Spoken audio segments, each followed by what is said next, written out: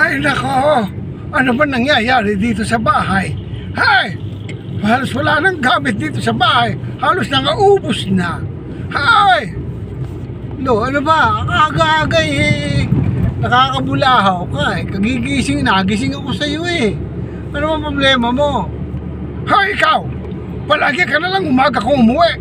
Araw-araw ka na lang laseng. Sa araw-araw na ginawa ng Diyos, palagi ka na lang laseng. Lo, umiinom lang ng paunti-unti. Hay nako, nakita mo yung mga gamit dito. Ibinebenta mo, halos wala na akong makita. Yung plancha, yung ventilador, yung karaoke,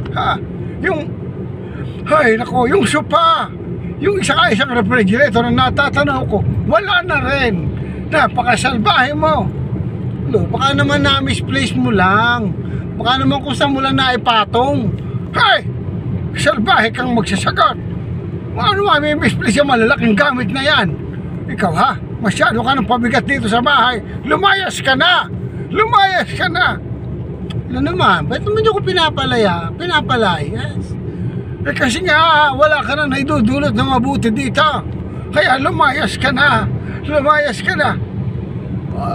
Sige, lalayas ako, pero sumama na rin kayo. Tara na. Hay, bakit mo ko isasama? Ikaw na lang.